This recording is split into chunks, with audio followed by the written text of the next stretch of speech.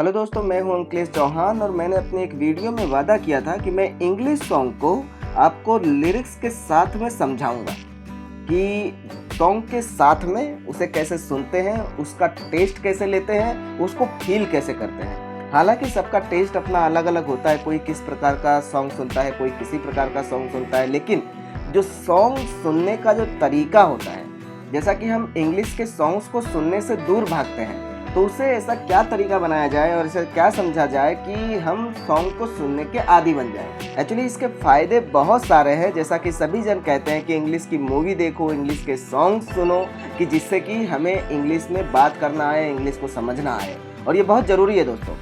लेकिन हम लोग इंग्लिश के सॉन्ग सुनने से थोड़ा दूर भागते हैं क्योंकि उसके लिरिक्स जो है वो हमारे समझ में नहीं आते हैं। हालांकि ऐसा सभी सॉन्ग्स में होता है, हमारे हिंदी के सॉन्ग्स भी कभी कभी ऐसे होते हैं कि बहुत ही जल्दी जल्दी गा लिया जाता है और फिर बाद में उसके शब्द जो है, उसके बोल जो है वो हमें समझ में नहीं आता, लेकिन हम थिरकते रहते हैं उसकी म्यूजिक में। तो दोस्तों, आज का ये जो वीडियो है ये सॉन्ग्स के लिरिक्स को आपको समझाने के लिए है। मैं सॉन्ग्स के साथ साथ में आपको लिरिक्स को समझाऊंगा, वो भी हिंदी में समझाऊंगा। और ये सॉन्ग है सनडाउन।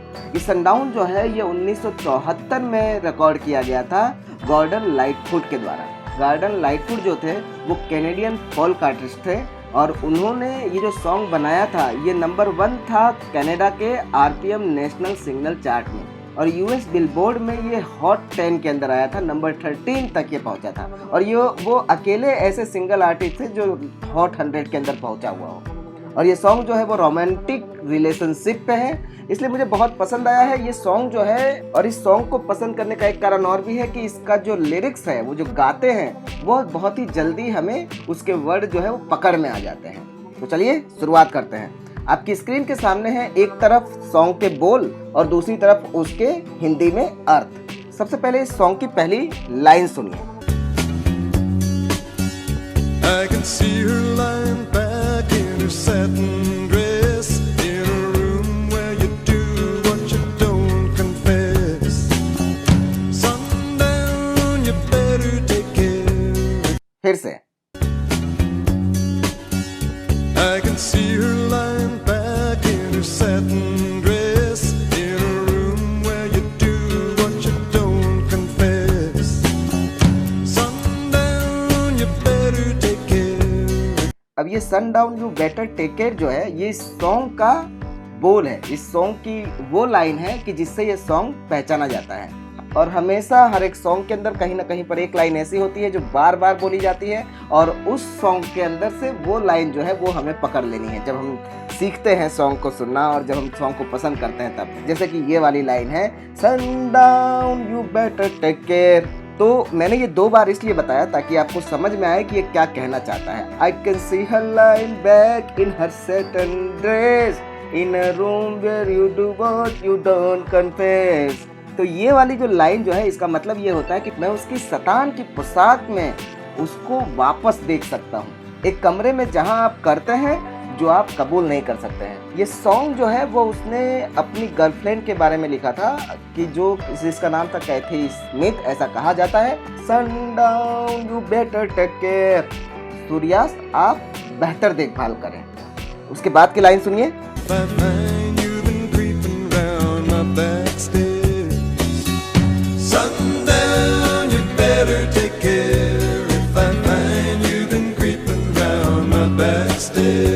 मुझे लगता है कि तुम मेरी पीठ पर रेंग रही हो। इस लाइन का मतलब ये होता है, if I find you been creeping round in my back stair. ठीक है, sundown you better take care, सूर्यास्त आप बेहतर देखभाल करें।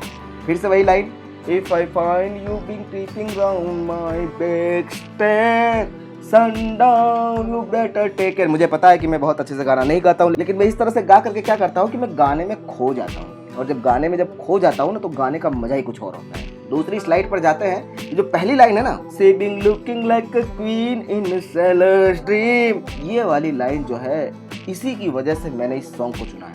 एक्चुअली ये वाली लाइन जो है इतनी बढ़िया लगती है, और जब ये बोलता है, जब गाता है तो क्या लगती है, सुनिए।